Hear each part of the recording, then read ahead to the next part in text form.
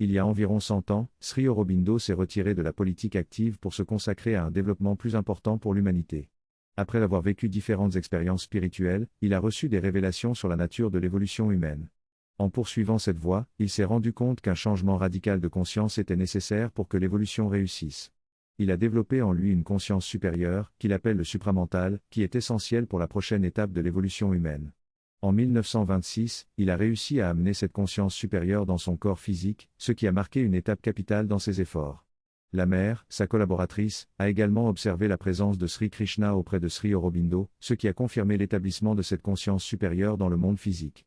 À partir de ce moment-là, Sri Aurobindo s'est retiré du contact personnel avec les adeptes et s'est concentré entièrement sur l'incarnation du supramental dans le monde physique. La mère a alors pris en charge la responsabilité des adeptes et de leur cheminement spirituel. Cette période a été marquée par des expériences mystiques vécues par les adeptes, qui ont confirmé la réalité de cette conscience supérieure. Dans les années 1926, Sri Aurobindo confie à la mère la responsabilité de sa sadhana. Il se retire physiquement mais maintient un contact spirituel intérieur. La mère s'occupe des affaires de l'ashram pendant la journée pendant que Sri Aurobindo dort, puis il reste éveillé la nuit pour écrire des lettres. La présence spirituelle intense autour de lui était si puissante qu'il était déconseillé de le regarder directement. Il se rencontrait physiquement 3 fois par an lors du darshan. Sri Aurobindo décrivait sa tâche comme étant de faire descendre le supramental dans la conscience physique. Il y avait une distinction entre l'overmind et le supramental, le dernier étant une conscience de l'unité divine et indivisible. Il fallait passer par l'overmind pour expérimenter la division et ensuite atteindre le supramental proprement dit, une conscience gnostique. Dans ce texte, l'auteur parle de la distinction entre le surmental et l'overmental dans la spiritualité hindoue. Il explique que dans les temps anciens, cette distinction était souvent méconnue, ce qui empêchait l'ascension vers le surmental. La descente de l'overmental était vue comme équivalente au surmental, mais elle ne parvenait pas à surmonter la résistance extrême de l'inconscience. Cela conduisait à la conclusion que la matière ne pouvait pas être transformée et à considérer le monde comme irréel. Cependant, cette distinction fine entre les deux niveaux de conscience était essentielle pour la transformation de la matière. L'auteur mentionne également le rôle de Sri Aurobindo dans le processus de descente de la conscience gnostique et la formation de l'esprit de lumière. En 1956, la mère, une figure spirituelle importante, a réussi à briser cette couvercle d'or et à amener la conscience surmentale sur Terre. Après cet événement, elle a commencé à répandre cette conscience à travers des centres et à encourager la diffusion des enseignements de Sri Aurobindo. L'auteur mentionne également la vision de la mère d'une future grande ville sur la côte Est. Cela symbolise la volonté de matérialiser cette conscience surmentale dans le monde physique. Nous devons reconnaître ici la distinction entre l'établissement de l'ashram et l'établissement d'Auroville, ainsi que leur relation. L'ashram a été créé au départ pour créer un espace concentré permettant de faire descendre cette conscience supérieure une fois qu'elle serait établie et active dans l'humanité en tant que principe évolutif. Il était donc nécessaire de créer un cadre de vie dans lequel cette conscience pourrait se manifester de manière de plus en plus directe. L'ashram avait des limitations, tant en termes d'espace que de focus principal, d'où la nécessité d'un cadre distinct avec un objectif déclaré différent, c'est pourquoi Auroville a été créé. Cependant, il y a encore une relation complémentaire entre les deux à un niveau occulte et spirituel. L'ashram reste un point focal pour la réalisation de cette conscience dans notre volonté, tandis qu'Auroville devient le point focal pour la réalisation de cette conscience dans les formes de vie. Tout ce qui se construit à Auroville se fera selon les choix de cette conscience, qui est elle-même une possibilité infiniment riche et multifacetée, expressive d'une unité unique. Par conséquent, les formes de vie à Auroville seront également diverses et leur organisation évoluera en fonction de l'évolution de la conscience des individus. Mère n'a pas donné de règles, de réglementations ou de lois, mais des principes spirituels fondamentaux autour desquels ces structures organisationnelles peuvent librement s'adapter aux besoins de chaque moment. Ces deux centres établis sur Terre sont devenus des conteneurs, des réceptacles, des points focaux pour l'action directe, de plus en plus directe, de la conscience supramentale. Ils représentent l'avenir de l'humanité, la promesse d'accomplissement dans le monde entier. En venant à l'ashram, les premiers sadhaks venaient avec différentes idées, parfois avec des fragments d'informations entendus ici et là, mais toujours avec une ouverture intérieure et une conviction qu'ils étaient engagés dans cet effort. Certains d'entre eux avaient des attentes quant à l'immortalité, pensant que la mort serait immédiatement surmontée grâce au yoga supramental. De nos jours, certaines personnes viennent à Auroville avec l'idée que l'unité humaine pratique sera facilement atteinte et que nous vivrons en harmonie pour toujours. Leur perception est correcte, mais cette perception doit être transformée et passera par certaines étapes.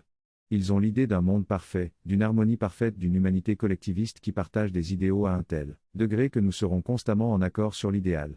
Les frictions seraient minimisées. Ces attentes étaient souvent suivies de déceptions, comme c'est le cas aujourd'hui. La première mort dans l'ashram a été un choc pour la communauté, réalisant que la mort était encore possible. Mais la conviction intérieure survit au doute.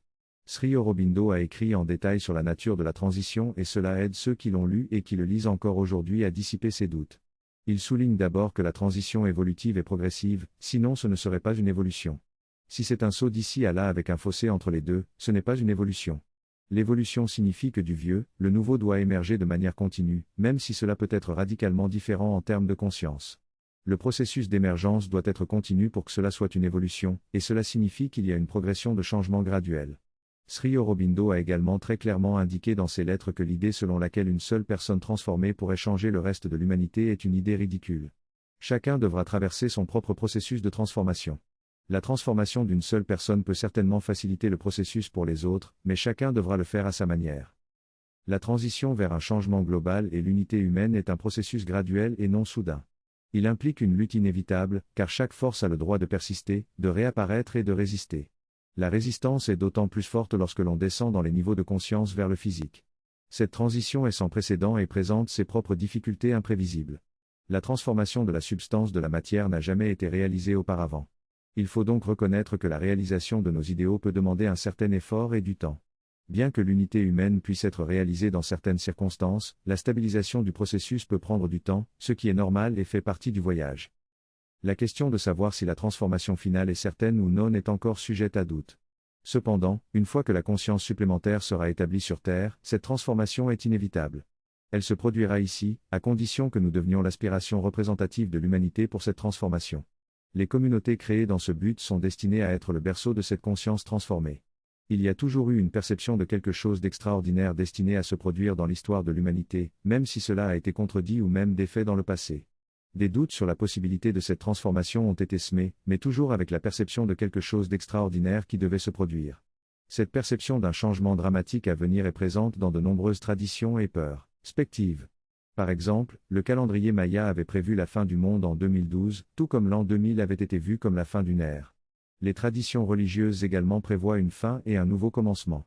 Des prophéties ont été faites, comme celle de l'évolution humaine selon Edgar Cayce, qui prévoyait un changement entre 1956 et 2000.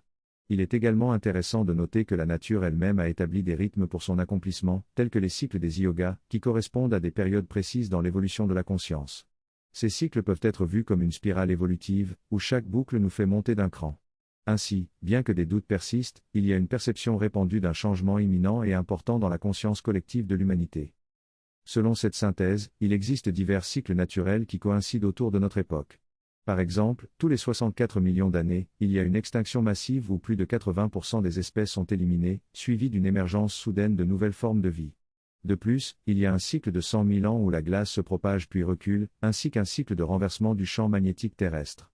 Tous ces cycles impliquent des perturbations et des changements physiques importants. Cependant, il est mentionné que la conscience humaine peut influencer ces événements, car lorsque les gens se rassemblent dans un état d'esprit commun, il y a une réduction de la randomité des vibrations atomiques sur Terre. Selon les enseignements spirituels, même les catastrophes naturelles peuvent être atténuées grâce à l'évolution de la conscience humaine et l'incarnation de la conscience supramentale. Ainsi, la forme exacte de ces changements majeurs reste incertaine, mais il est suggéré qu'ils peuvent être guidés vers une transition harmonieuse. Dans cet état de conscience collective, un individu ne peut avoir qu'un impact limité, tandis que la collectivité a un impact significatif. Par conséquent, la plupart des transitions dramatiques et potentiellement destructrices seront probablement modifiées, réduites ou utilisées si l'humanité refuse de changer. La Terre nous a déjà envoyé de nombreux avertissements, soulignant que si nous ne changeons pas par choix, des circonstances désastreuses nous forceront à changer. Par exemple, si nous ne cessons pas de détruire notre environnement, celui-ci sera perturbé à un tel point que nous n'aurons pas suffisamment de nourriture pour survivre. C'est donc une situation désastreuse remettrait en question la survie même de l'humanité à cause de notre stupidité. Cependant, si nous prenons rapidement des mesures correctives, non seulement nous survivrons, mais nous pourrons créer une meilleure harmonie avec la nature pour les générations à venir. Le choix est donc de savoir si nous allons nous concentrer sur la satisfaction instantanée de nos désirs égoïstes, ou si nous allons élargir notre perspective pour prendre en compte l'humanité dans son ensemble et les générations futures. Depuis les 200 ou 300 dernières années, une philosophie largement répandue qui a contribué au problème actuel est celle selon laquelle notre conscience est le produit d'un processus matériel, et que notre esprit et notre conscience sont le résultat d'un effet secondaire biologique. Cette philosophie réductionniste matérialiste est au cœur de la destruction actuelle de l'espèce humaine. Nous avons été décrits, avec une pointe d'ironie mais aussi de vérité, comme un virus sur Terre, détruisant tout sur son passage, sans se soucier de la durabilité. Cependant, tant que nous vivrons selon cette fausseté, le résultat sera également faux. Cette philosophie est en contradiction directe avec la conscience supramentale, qui est une conscience de vérité et d'unité. La destruction consumériste actuelle n'offre aucun soutien à cette conscience supramentale, ce qui crée une pression destructive, car les anciennes formes doivent être détruites si elles ne changent pas d'elles-mêmes. C'est un combat entre une nouvelle conscience et la résistance de l'ancienne. La prière que la mère a donnée aux étudiants résume bien la nature de cette lutte et notre rôle à jouer. Nous devons devenir des héros guerriers et mener avec succès la grande bataille du futur pour donner naissance à de nouvelles choses et être prêts à les recevoir.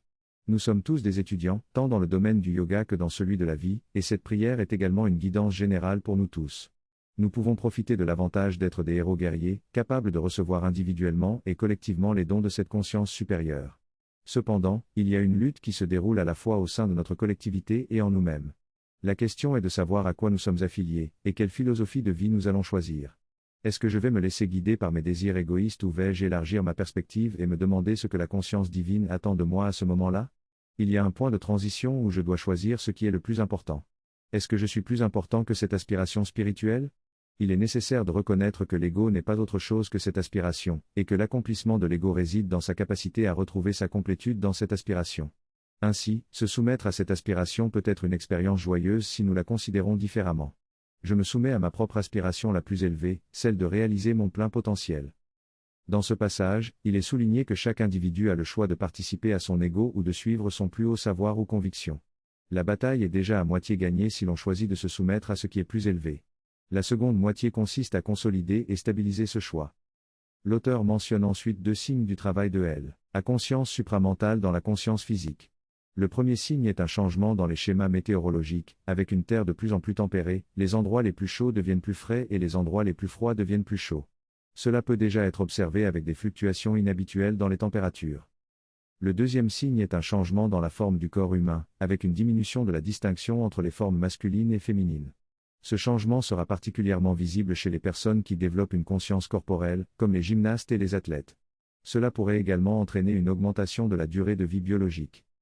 Cependant, il est souligné que ce processus de changement est graduel et implique des luttes et des fluctuations.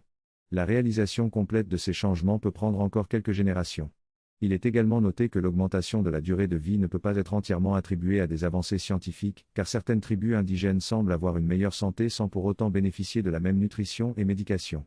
Ces changements sont plus susceptibles d'être observés dans des endroits où la conscience corporelle est développée consciemment et où il y a une ouverture à la conscience supérieure. Une étude intéressante menée dans les ashrams a révélé que les personnes vivent en moyenne beaucoup plus longtemps qu'ailleurs dans le monde. Au cours des dernières décennies, la taille moyenne des garçons et des filles a augmenté, mais la différence entre les deux s'est réduite. De plus, il a été observé que les nouveau-nés ont changé physiquement, avec plus de bébés nés avec les yeux ouverts, les mains ouvertes et même tentant de communiquer immédiatement après la naissance. Tout cela indique une accélération de l'évolution humaine sur le plan physique. Cependant, les changements psychologiques sont tout aussi importants, bien que moins visibles. Nous sommes actuellement dans une période de transition entre 2 ères, appelée pralaya en sanskrit, qui implique la destruction des anciennes structures et valeurs. Les institutions construites par l'esprit humain, comme les gouvernements, les systèmes juridiques et les structures familiales, sont en train d'être remises en question. Les gouvernements, autrefois garants de notre sécurité, sont maintenant perçus comme des sources de corruption et d'oppression. Les systèmes économiques et de gestion sont également en train de se transformer, avec une remise en cause des structures rigides et fixes. Tout cela témoigne d'un grand bouleversement au sein de l'humanité, avec la possibilité d'un changement radical dans notre façon de vivre. Bien que cela puisse sembler chaotique, c'est dans le chaos que se trouvent les plus grandes opportunités de changement. Nous ne pouvons pas prédire exactement comment ces changements se produiront, mais il est certain qu'une transformation est en cours. Les gouvernements et les autres institutions doivent s'adapter à cette nouvelle réalité, car leur fonctionnement actuel est devenu obsolète. La société est en train de se réorganiser et de se libérer des anciennes structures pour permettre une croissance et un développement plus harmonieux. Selon cette synthèse, le capitalisme est voué à s'effondrer en raison de son fondement basé sur un mensonge, à savoir que l'argent est représenté de manière négative. L'argent est en réalité une manifestation du pouvoir divin de plénitude et de richesse. Le système bancaire actuel s'est construit sur la dette, où la richesse est créée chaque fois que quelqu'un emprunte de l'argent et que la banque l'inclut comme un actif futur. Cependant, à long terme, cela conduit à une concentration de l'argent dans quelques sources, ce qui entraîne l'effondrement du système. Ce système financier est basé sur des cadres insoutenables et virtuels, tels que la spéculation sur les taux de change et l'argent virtuel. De plus, notre relation avec l'environnement est également basée sur des valeurs fausses, où la nature détruite est vue comme un actif alors que la nature vivante est ignorée. Dans l'ensemble, l'économie, les institutions et les valeurs morales et éthiques subissent des changements profonds, bien que cela puisse entraîner une période de krach économique et d'effondrement. Dans de nombreuses sociétés traditionnelles, les femmes sont souvent opprimées et leur individualité est étouffée. Les hommes ont tendance à être plus individualisés que les femmes, avec une domination masculine évidente. Cependant, il y a eu des civilisations dans le passé où les femmes étaient plus puissantes que les hommes et les hommes étaient soumis. La mère affirme que dans le futur, la nature pourrait à nouveau jouer avec cette possibilité de renverser les rôles de genre. Cependant, tous ces schémas appartiennent au passé et à une conscience fausse qui s'oppose à ce que le supramental apporte. La transformation du supramental implique de dépasser les distinctions et les limites de la conscience. La mère souligne que la distinction entre les genres est vraiment sans importance en termes de conscience. La nature a utilisé une stratégie intéressante pour créer une diversité riche, elle a pris toutes les spécialisations extrêmes de la conscience et les a mélangées pour obtenir une diversité plus large et plus riche. Cette stratégie a également conduit à une augmentation des mariages interculturels, interreligieux et interraciaux. La mère affirme que la collaboration de la nature dans cette transformation est merveilleuse et que cela entraîne des changements dans la structure des familles et dans la société humaine dans son ensemble. La mère affirme que nature a choisi de préserver seulement 3 étapes de l'identité individuelle à l'identité humaine de groupe, la famille, la nationalité et l'humanité. Tous les autres niveaux d'identité se dissiperont, ou existeront de manière subordonnée à ces 3 étapes. On observe également une croissance de l'interdépendance qui reflète la conscience de l'unité du supramental. On constate une volonté croissante de privilégier l'identité humaine plutôt que l'identité nationale, avec les individus créant des cadres d'échange qui contournent les gouvernements. Internet est cité comme l'exemple le plus concret de ce type de cadre d'échange créé par les individus plutôt que par les gouvernements. Les gouvernements ont été pris au dépourvu et ont tenté de le réglementer, mais sans succès. Cette transformation se développera au cours des 100 prochaines années, mais elle se fera par une interdépendance croissante et une sensibilisation à l'unité de l'humanité. Il y a une profonde connexion entre les peuples grâce à la technologie, notamment à travers Internet. Aucune agence centrale ne peut contrôler Internet et il est facile de contourner les restrictions imposées. Les médias transcendent les frontières nationales grâce aux diffusions satellites, permettant un échange rapide des médias à travers le monde. Il y a une volonté de connecter et d'absorber l'expérience des autres cultures et valeurs. Cette unité se manifeste également dans les zones commerciales, où diverses cuisines sont disponibles sans perdre leur distinctivité. Ce besoin de connexion est le résultat d'une pression de conscience supplémentaire. Les catastrophes naturelles ont souvent le pouvoir de rassembler les gens et de créer des liens durables. Ces changements sont vus comme accidentels dans le reste du monde, mais ici, il est reconnu qu'il y a une conscience qui guide et encourage ces changements. Il est possible en se connectant à cette conscience de provoquer des changements plus rapidement et facilement. La conscience sacramentelle peut être vue comme une vaste puissance cosmique qui agit à travers tout, mais elle a besoin d'un support intermédiaire pour agir sur le fini. Il est important de reconnaître et de se connecter consciemment à cette conscience sacramentelle pour permettre un changement plus rapide et en douceur. Ce passage met en évidence l'importance des niveaux intermédiaires de l'intuition et de l'esprit supérieur dans notre relation avec la conscience supramentale. La conscience supramentale, également appelée Shakti divine, peut agir sur les choses telles qu'elles sont uniquement à travers l'intuition et l'esprit supérieur. L'auteur suggère 2 façons de relater à cette conscience, soit en la considérant comme une puissance cosmique, soit en la connaissant comme la Shakti consciente de la Mère divine. Dans ce dernier cas, notre relation avec elle devient plus directe et intime. Nous pouvons exprimer notre gratitude, notre amour et notre dévotion envers elle. En connaissant la Mère divine comme la Shakti supramentale, nous pouvons nous sentir plus proches de la conscience supramentale. Nous devons nous efforcer de nous ouvrir à cette supramentalité et de permettre à cette proximité de se répandre dans tout notre être. Cependant, le changement intérieur nécessite du temps et de la persévérance, car nous avons tendance à retomber dans nos habitudes de résistance. La transformation instantanée est possible uniquement si nous nous abandonnons totalement à la Mère divine sans aucune résistance. La conscience supramentale est présente en chaque atome et imprègne même notre corps, mais elle ne peut pas agir directement sur le corps, car celui-ci est inconscient. La conscience supramentale est là, dans notre être, remplissant tout, mais son action doit passer par ces niveaux intermédiaires. Cependant, plus nous nous ouvrons à elle, plus son action devient directe. Finalement, l'auteur souligne que bien que le cheminement vers la conscience supramentale puisse être difficile, les résultats obtenus sont considérables, car c'est le pouvoir infini de la Mère divine qui travaille pour provoquer le changement en nous. Nous sommes invités à persister dans notre effort et à être conscients des transformations qui se produisent en nous, même si elles peuvent être extrêmes au point de nous considérer comme des personnes différentes par rapport à notre passé. Finalement, l'auteur affirme que la conscience supramentale est présente ici et maintenant, remplissant tout et pulsant à travers chaque atome. Notre force vitale, le prana, remplit la substance de notre esprit et du corps intérieur subtil, mais elle ne peut pas agir à moins que cette partie de notre conscience ne s'ouvre et l'invoque. Lorsqu'elle est invoquée, elle agit directement et sa capacité d'action augmente à mesure que nous en recevons davantage. Elle nous permet de prendre davantage en nous et développe notre capacité à en recevoir davantage. Selon Sri Aurobindo et la mer, la manifestation physique de leur travail était terminée.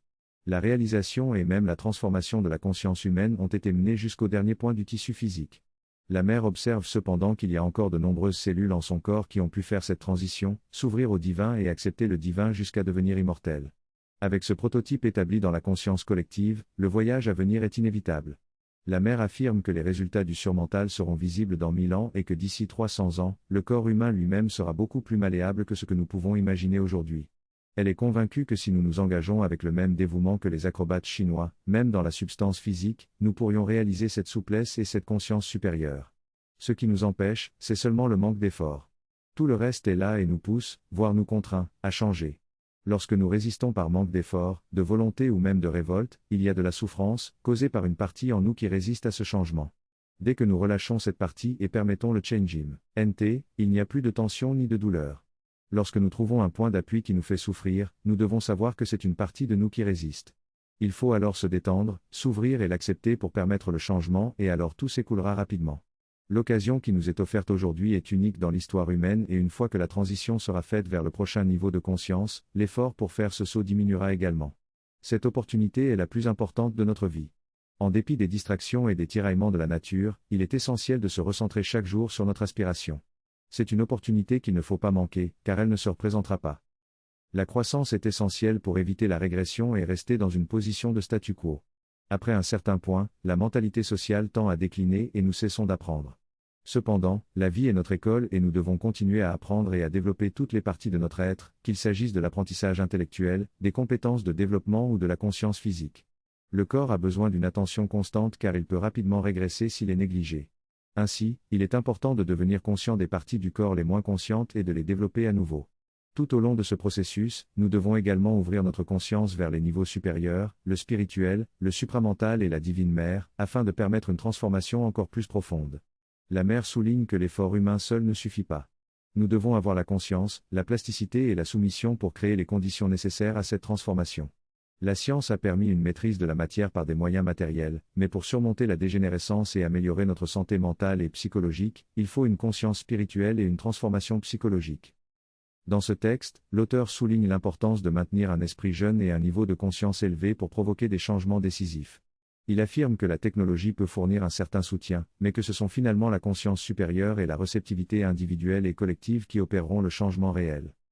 L'auteur mentionne également que l'éducation doit évoluer pour s'adapter à une nouvelle conscience supramentale, où chaque individu peut développer son propre système éducatif en harmonie avec sa singularité. Cette évolution sera accompagnée d'une fragmentation des structures organisées existantes et d'une réunion sur un autre niveau. L'auteur aborde également le sujet du terrorisme, affirmant que les forces de résistance et d'agression se concentrent là où elles trouvent une ouverture mentale. Il souligne que la consolidation de ces forces est en réalité un signe de leur fin imminente et que leur dernière tentative peut être douloureuse mais qu'il est possible de minimiser cette souffrance lors de la transition. Enfin, l'auteur remarque que certaines forces qui ont été défaites peuvent réapparaître dans le cadre de cette consolidation, mais que cela permet également de les éliminer définitivement. Il suggère que lorsque le problème est exagéré, il est plus facile de le reconnaître et de le nettoyer. En conclusion, l'auteur met en avant l'importance de la conscience, de l'éducation et de la réceptivité individuelle et collective pour provoquer des changements positifs et dépasser les forces régressives. Si cela reste comme une petite graine errante, cacher même la recrudescence de tout cela fait partie du processus qui indique la fin ultime. Le problème est ce que nous entendons par finalité en termes de temps, à quelle vitesse cela se produira. C'est entièrement sur nous, nous ne pouvons pas prédire si cela se produira dans 2 ans, 20 ans ou 200 ans, c'est ouvert. L'avenir de la Terre est laissé ouvert et dépend entièrement de nous et des choix que nous faisons en tant que collectivité. C'est pourquoi Auroville, même dans une vision différente, a déclaré que pour éviter une autre guerre mondiale, la simple existence d'Auroville l'empêche, car quelque chose est déjà établi ici, ce qui empêche l'humanité de se lancer dans ce type de combat. Donc, tout cela est accompli à un certain niveau, le futur de l'humanité est certain. La question maintenant, c'est le déploiement dans le temps. Comme pour l'analogie que j'ai utilisée, en 1920, l'Inde est devenue libre, cela a été accompli à ces niveaux, mais ensuite il y a une question de temps et de déploiement à travers les circonstances. Cela aurait pu se produire en 1922, toutes les circonstances étaient réunies, les Britanniques étaient sur le point de négocier et c'est à ce moment que quelques leaders clés ont détourné toute la lutte pour la liberté vers une direction différente, ce qui a conduit à la division religieuse qui, 20 ans plus tard, s'est transformée en division de l'Inde, etc. C'était la stupidité de la nature humaine. Bien sûr, on peut dire que les forces utilisent les êtres humains, mais cela représentait tout de même un manque de préparation dans la conscience collective pour surmonter ces forces, pour les refuser. Donc, toute cette histoire a été reportée et maintenant la réunification de cette division doit aussi se produire, mais cela prendra du temps. De même, avec l'humanité, avec la transition vers la nouvelle conscience et le nouveau monde, tout est prêt, cela remplit tout même quand nous respirons, mais c'est une question de degré de réceptivité de la masse. Et ici, dans cet espace, réside la clé, si nous, en tant que collectivité, pouvons faire la différence en étant ouverts à cette nouvelle conscience, cela aura un impact sur le monde entier et déterminera l'avenir du monde. Oui, le résultat est déterminé par le timing, cela sera déterminé par ce que nous faisons, l'état dans l'EC, où nous sommes.